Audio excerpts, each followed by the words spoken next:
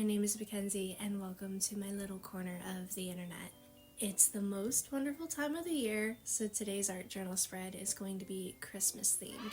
I have a bunch of photos from past Christmas journal spreads that didn't get used and bits and pieces of various things in my supplies box that could be of use for this spread, from stickers to ribbon to tags and cutouts, so that's what we're going to be working with today.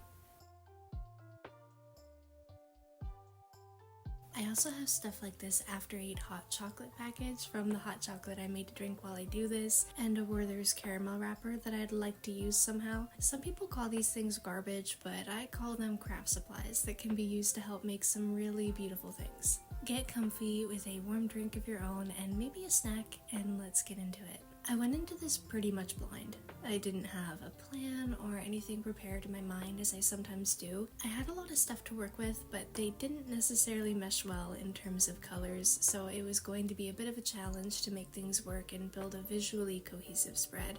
I wanted to have more Christmas themed papers as I don't really have anything like that, so I got to work making my own on this scrap bit of brown paper. I was really inspired by the pumpkin pattern I made in my last art journal spread, and I've been kinda obsessed with making my own patterns for things like cards and such since. It's just so much fun, and the great part about it is that it doesn't have to be perfect or super well done. Even if you're not great at drawing, that can actually make it quite charming and cute. I find it hard to mess these up, and I deliberately do them very loosely and kinda embrace the more wonky look to whatever it is I'm carelessly throwing on the page, which if you follow me you'll know that's usually not at all my strong suit, and I don't typically do careless or loose without a lot of anxiety behind it. But when it comes to these little patterns that I make, it works for me somehow, and I love the way that it turns out. For this one, I'm doing some stockings in holly and keeping to a basic color palette of red, white, and black, which tie into other elements that I knew I wanted to use for sure. You'll see how that comes together as we go.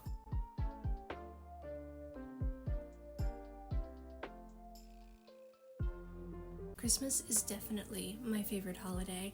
I know some people hate it because of how commercialized it's become or because of how family oriented it is, and some people just don't have that sort of relationship with their family, and I can understand those perspectives. For me, Christmas has always been the time of year where my family gets together at my nanny and papa's for Christmas Eve dinner, where I'd get to eat awesome food and play Mario Kart with my cousins and brothers in the basement and have fun with whatever new video games or toys we'd gotten since we last saw each other. My cousins live in a different province, so we only really saw them on Christmas, and it wasn't every year, but it was always a blast and are some of my most vivid and fond childhood memories. For me, Christmas isn't a religious holiday at all, but rather one celebrating family and having hope for the good in people and the world. I know that sounds like something out of a cheesy Hallmark movie, but really, it's about sharing and caring and enjoying the company of those in my life, and also food, and I really do look forward to it. Come to think of it, I think it also helps that I'm a gift giver by nature. I'm always making gifts and getting excited about giving them to people I care about for birthdays, and also just because. So the fact that that's a huge part of the holiday just goes perfectly with the way I express my love to people in my life.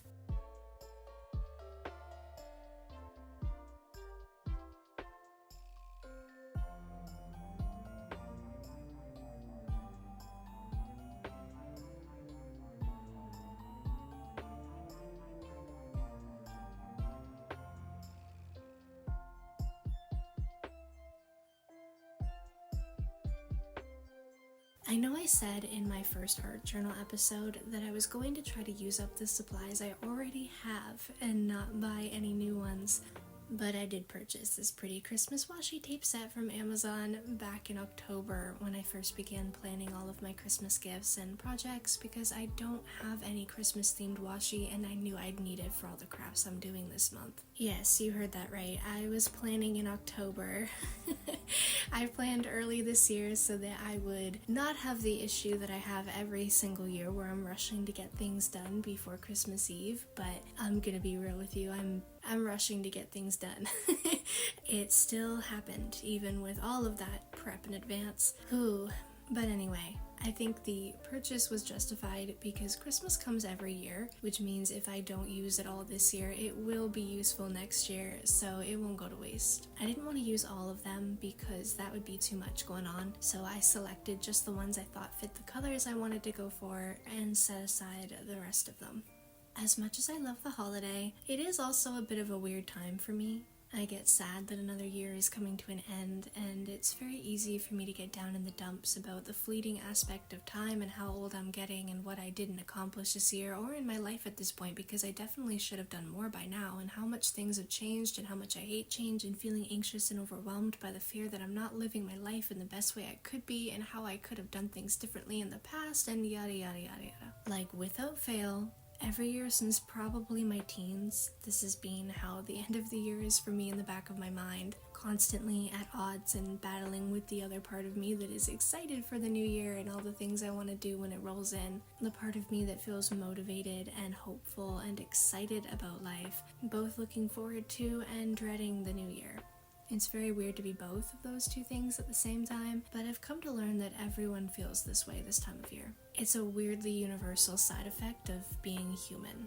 All of that being said, Christmas coming just before the changing of the year is kind of a blessing for me, because having those connections with family, getting to turn my focus towards making gifts for people I love, and connecting with my creative side is therapeutic for me, I think. It helps dispel the negative aspects of the year coming to an end, even if it's only a little bit. The aesthetics that usually accompany the holiday are so cozy and warm and comforting and nostalgic, and I wanted to channel that with this spread by keeping the colors very traditional with the reds and greens, but the images used and the elements added to this spread aren't necessarily classic Christmas. Like, there's no Santa or anything, so it prevents it from being traditionally cheesy.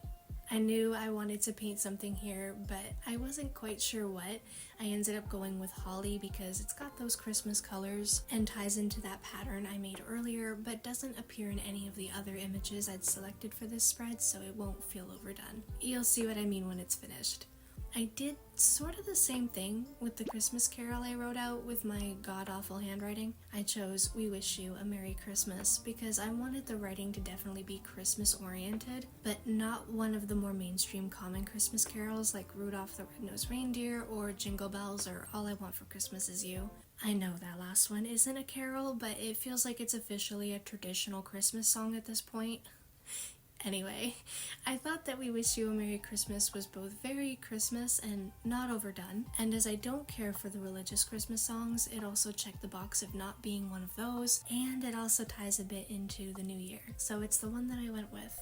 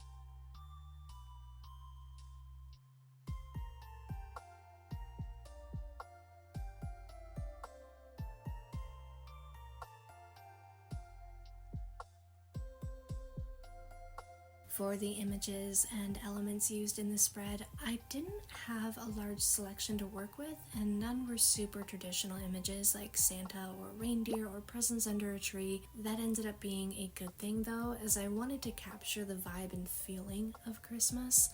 the warmth and nostalgia and sense of comfort. So the pile of blankets, baking gingerbread men, and boxes of homemade cookies fit right in, as do the cookie cutouts and packaged hot chocolate and Werther's caramel wrapper. I didn't go into this with the intention of veering away from a traditional Christmas theme, but that's just where I ended up, and I really liked that about it. I guess the most traditional it got was the little Christmas tree stickers, present tags, stocking pattern, and some of the washi tape, because without those, this wouldn't have been explicitly Christmas. At this point, I was just trying to fill in as much space as possible because it was feeling a little empty, and I just didn't have a lot of interesting elements to work with, because otherwise it probably would have included a lot more traditional Christmas imagery.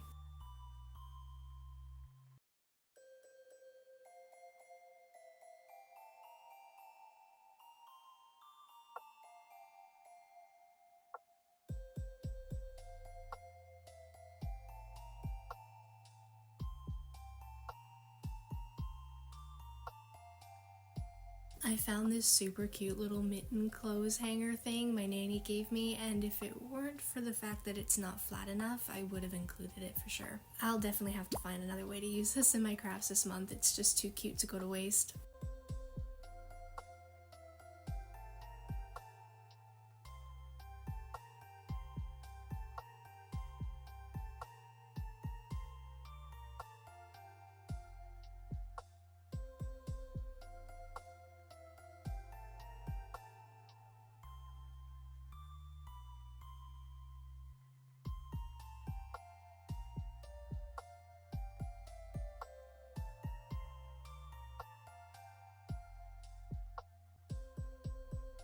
And look how cute this little snowman cookie is. I couldn't decide where to put him, but lucky for me, there's like 20 of him on one picture, so I was able to cut out a second and pop him right on there too. As the year comes to an end and the holidays are upon us, I hope you'll be able to take a step back and enjoy the time you get to spend with those you care about, be kind to yourself, and find time to really enjoy this special time of year. I know how easy it is to get caught up in all the anxiety and overwhelm that this time of year can bring, but it's important to take a breath and take one day at a time. There's so much joy and comfort this time of year can bring, and I hope you get to experience as much of it as you can. This spread was such a great reflection of the things I love about this holiday, and it's not the presents or the more material aspects of it, it's the feelings and experiences and the cookies.